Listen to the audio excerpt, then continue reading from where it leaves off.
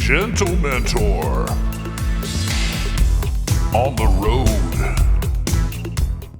We will come to in your name.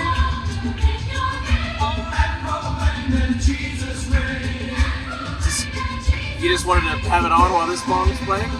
It's Mark and Doug's Victory Chant Podcast. Victory Chant Podcast from North Carolina. So it's interesting, we started out this morning talking about music and singing. Yes. We just came through a large chunk of conversation about our shared praise and worship history, which at first I regretted, and then I realized that would have been a lot of editing to take out all the names of people that we mentioned True. I don't have to deal with that. But I thought, what an opportunity to experience our memories in song together. I don't know why. Here's another great one. Yep. This was another one that reappeared at Discovery later on. Shine? Yeah. There was something about, I can't remember, somebody did a sermon about Shine, and somebody decided that Shine needed to be our theme for the rest of the year. And whoever came up with the idea that that should be our theme also had a song suggested. And I don't remember right now what it was, but I remember whatever it was like one of my least favorite songs. And they wanted to do it every week. So I'm like, okay, but I got to go home now because I got to find a bunch of other songs that have Shine in them so I don't have to do that one every week. But it doesn't matter. I don't want to criticize anybody's song, but it was not one of my favorites. There's a song I think there's a song that has something about Shine in it, about from one of the pioneer ladies of Christian music. Amy Grant, Patty. And that is probably the song that they wanted. Yeah, Patty. Right? What's her name? Come on, Sandy Patty. Sandy Patty. You would say Patty Smythe, but that's not it. Patty Sandy. I'd much better be Patty Smythe than Sandy Patty, but yeah, from one of those ladies that had something about Shine in it. Now, I probably shouldn't share this, but I will because we're close, intimate friends. So a few weeks ago, I was Googling myself. You go blind? I did. Oh, okay. But what came up was my famous interview about 15-passenger buses that I did with Church Mutual about 100 years ago. Oh, yeah? That's like the first thing that always comes up if you Google me. Interesting. Okay. And it was funny because they called and asked if they could ask me questions. I'm like, I don't know anything about buses. I'm just a guy that answers the phone. But I'll answer your question. And I did. And this, my last foray into the praise and worship area came up. And I hadn't listened to it since I did it. And I went through and listened to it, and I remembered the entire premise of what I was trying to do. Which was to start from kind of where praise and worship had gotten and suggest some new avenues, kind of say you could stretch it out and make it this way. Yeah. One of the things, the songs we were listening to earlier, smacking the microphone, Benjamin Gate, Earthsuit, you could add more. You could say Burlap to Cashmere. Yeah. Like for a long time, when I started listening, we got stuff like this, Newsboys, DC Talk, and it was kind of cutting edge. They were pushing into an area of Christian music that nobody had quite pushed into. Right. Meanwhile, praise and worship was still kind of doing its praise and worship thing. Then you got the Benjamin Gate and the Earthsuit and all those guys that came that kind of 90s moving into 2000s.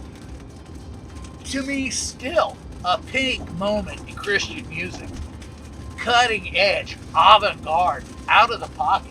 I mean, I still love that Earthsuit album, Kaleidoscope Superior. Yep.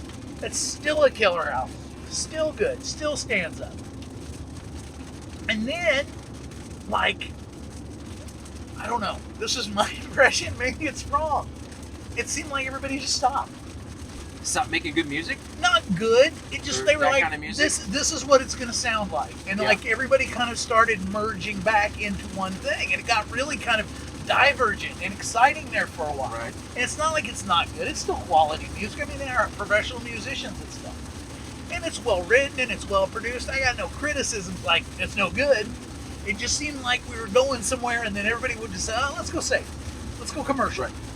Let's go Hillsong. Everything went Hillsong. Exactly. And Hillsong we had and that, Lakewood. we lived under the shadow of Shout to the Lord, right up until they came out with that Ocean song, and then that was the next shadow we lived under for the next 10 years. It's like, come on. But yeah, I wanna. That always excites me, music. And part of this idea is like that kind of hits me now is like that's a direction to go in. That's the thing.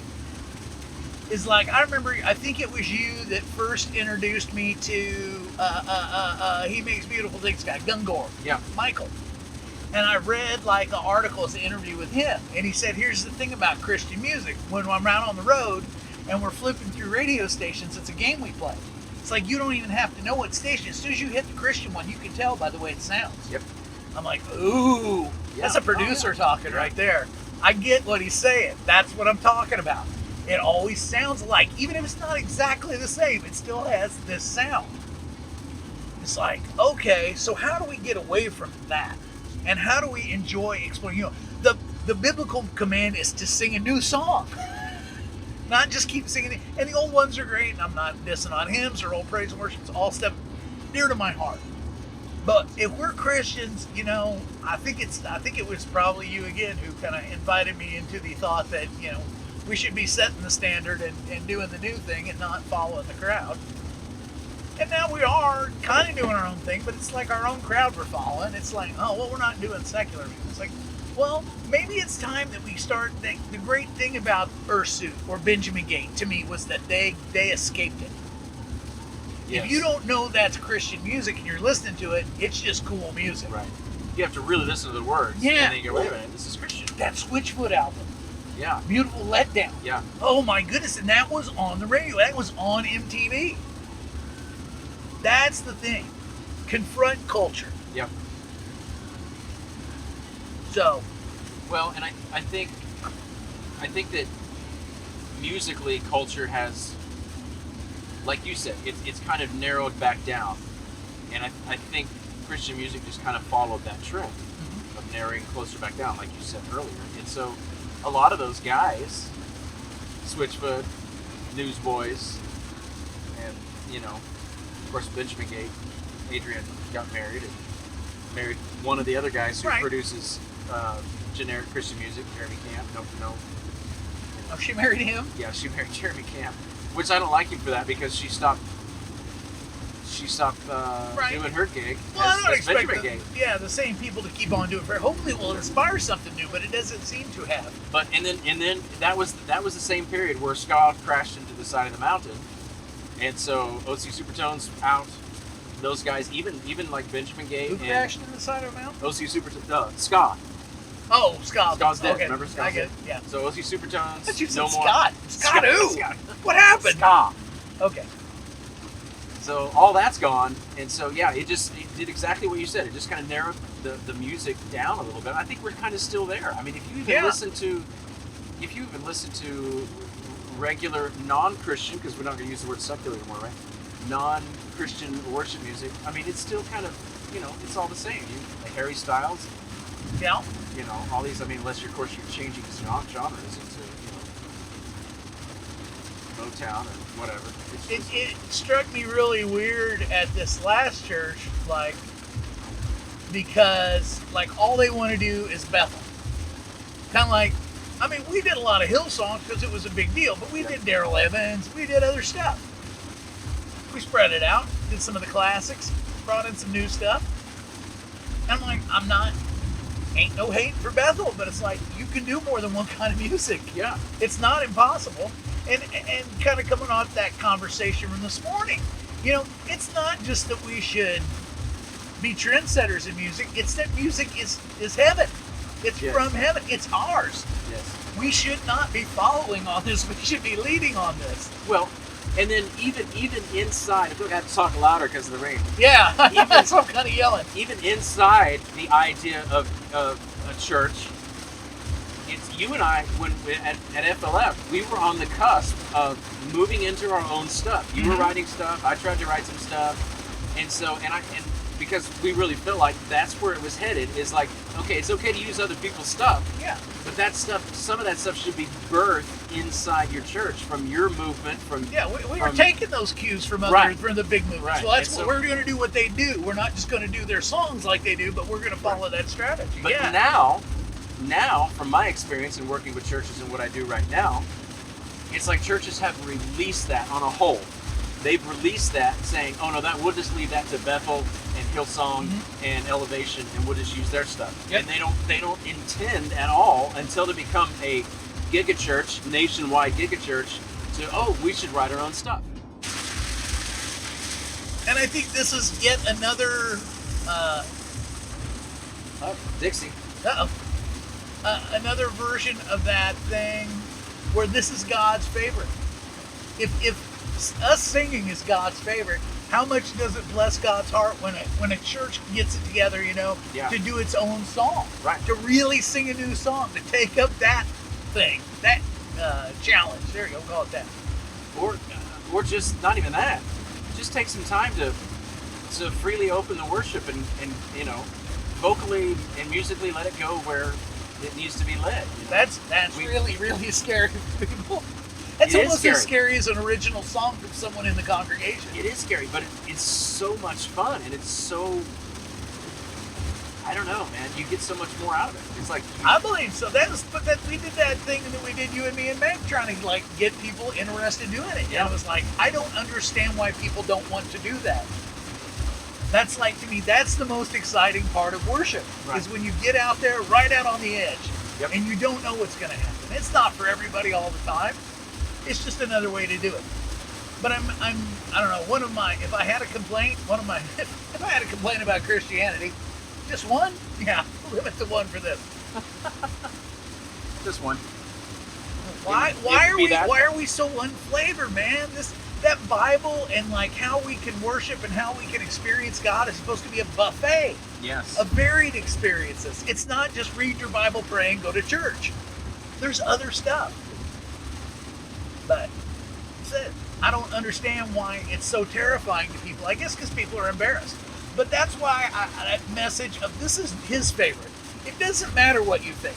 It doesn't matter if you're embarrassed, if you're no good, if you don't like the song, if you're not comfortable with it because there's no words on the screen. It doesn't matter. It's his favorite. Yeah. But, and then you always, I don't even. I'm pointing at it. I'm just gonna say it right out because we're doing a podcast. If you're in the recipe, then it's almost like it's not even worship. Explain. What do you mean? Like if you need to have a song you like, or a thing played the way you like, or worship has to be like, or I can't sing because my voice isn't good, or I can't sing because all those things.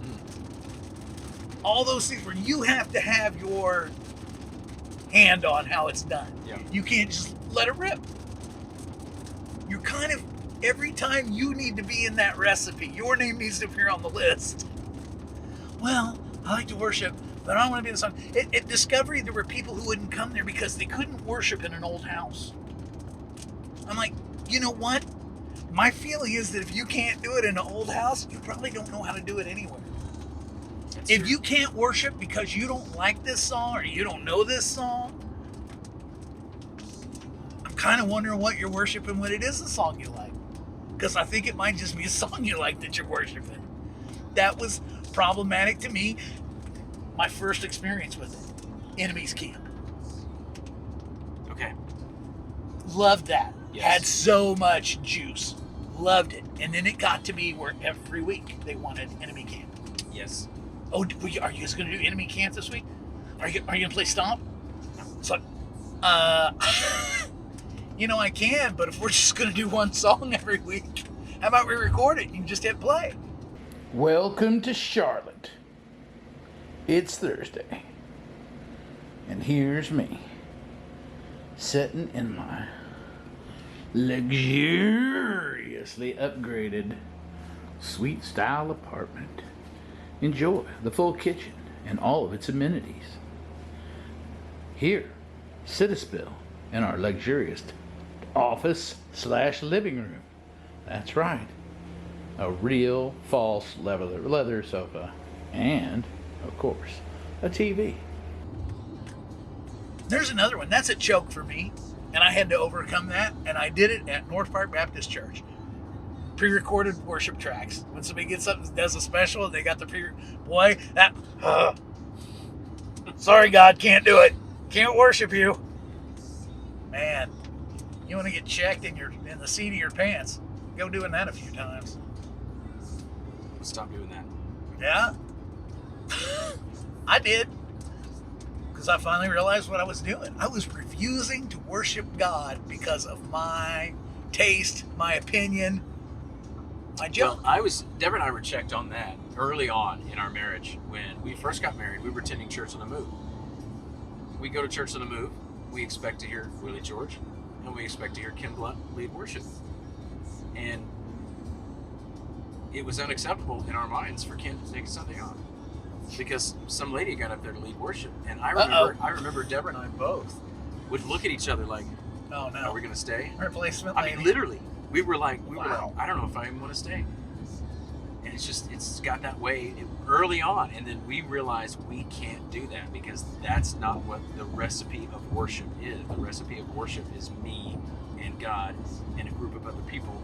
And it doesn't even have to have the group of other people, but that's really all it takes. It's me, God, and my voice. Whether it's song or just spoken words, it doesn't matter. It's worship. But I like the singing better. That just fits better in worship in my mind. Anyway, yeah, that early on for us, it was like, we gotta not. God he ran over us on that one and checked me on the boards on that. Oh, and man. said, no, you can't be that way. He checked me on it and then showed me how many different ways he could swing that stick. Yeah. How many different ways I was engaging in that. Oh, are you withholding? Not me. Hands up over here, boss. But what's so cool is after that point, I don't, other than the trouble we had with people at churches and worship, I don't think I ever had trouble with worship itself because, number one, I think early on I was checked about worship's not about you, not about your preference. Right. So I eradicated that. Yeah, I did have my favorite songs, and I think my favorite songs were based on how well I felt I performed those songs and how well the audience responded to those. And so I kind of fell into a rut sometimes, but that's just kind of natural. Mm-hmm. But we spent so much time visiting other places when I was both in Moberly and Arkansas, going to all these different places like Gatlinburg. We had the worship there with Daryl Evans, and it's one of the first times I got to experience him. And then, just different places we would go. The place up in north in the cornfield, and Al Dennison was up there. We got to experience a little bit of that. And I remember just going to different youth events, Choir of the Fire, all kinds of stuff, and experiencing different types of worship. And I remember thinking to myself and watching people on the stage worship and thinking, that's different. I didn't realize you could do that. I like that. That's cool. I like the way that happens, or I like the way he worships, or the way she worships, or I don't have to lift my hands straight up. Right. I could just open them up, and that's okay too. Just little things like that. It's like a discovery journey.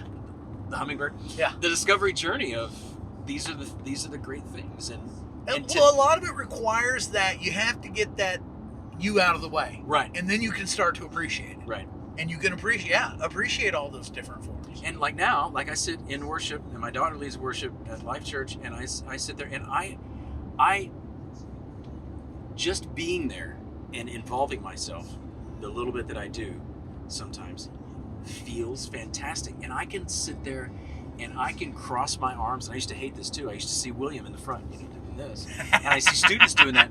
But now, and of course, I'm trying to That's how Mormons pray. I'm trying to teach those students. I was trying to teach those students how to worship, and I feel like if you just close yourself off, it's hard to do that. But today, I can stand there, and maybe it's not the best thing. I stand there with my arms crossed, and I close my eyes, lift my head up, and I just love it. I don't feel like I've got to be so demonstrative in, lifting my hands. And I do occasionally. I lift my hands, but sometimes I feel charismatic. Sometimes I feel like when I want to lift my hands, I feel like I have to be intentional about it because other people are watching. It's almost that. And it's like, I don't even want to do that. Man, I do. what I'm like, I want to do what whatever I can do physically and mentally to push everything out of the way and just focus on what the words are saying, what God is saying, what I'm singing.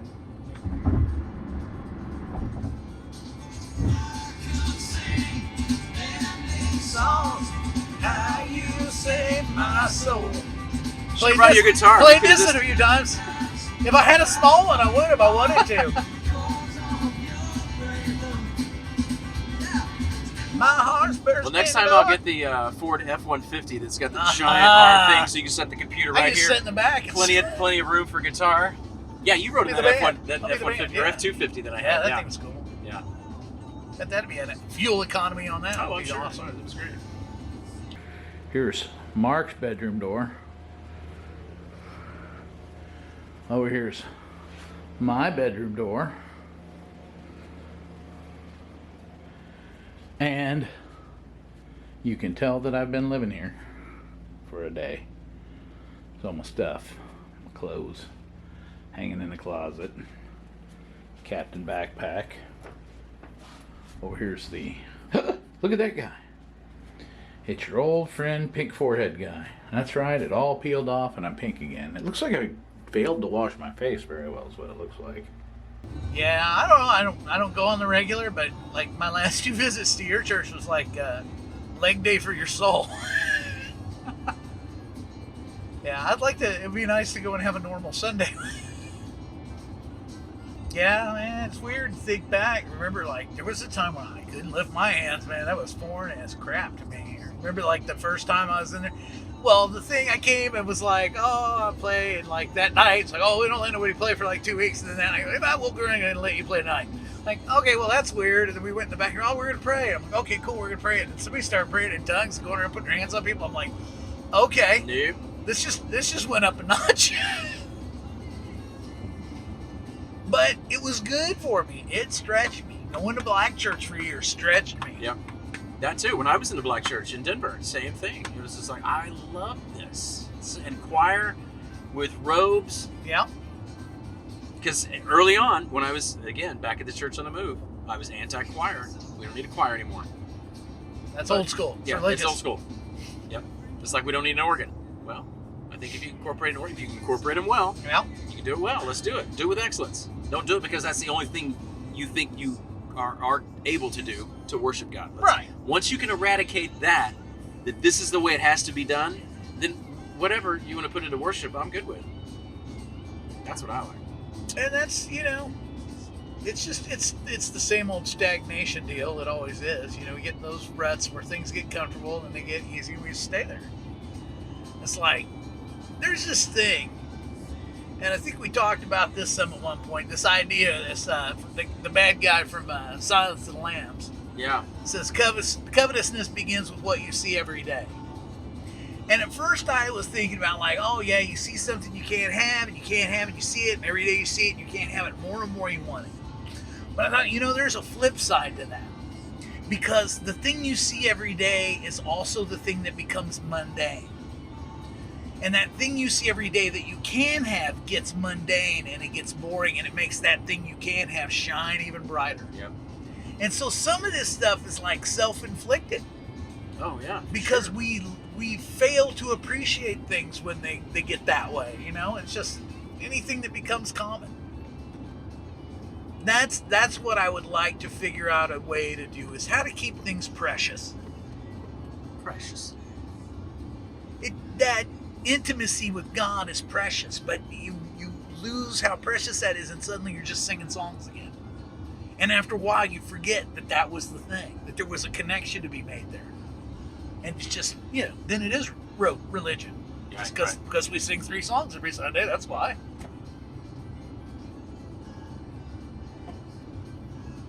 It's like keeping the romance in your marriage. You got to keep the romance with God too.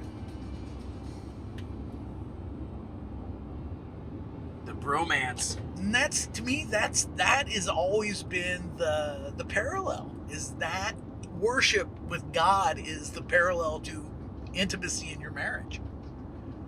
Full contact. Full contact worship. And it's so hard for people to be vulnerable, even alone. It's really difficult when you're in a group. like, no matter how dark they turn the lights, it always seems like your first time in, they're like, oh, people raise their hands. You feel like if you do it, everybody's going to be staring at you. And it's, draw more attention to yourself by not doing it, but that's fine. Nobody sees you anyway. Let's enjoy a moment of this. What would you like to enjoy?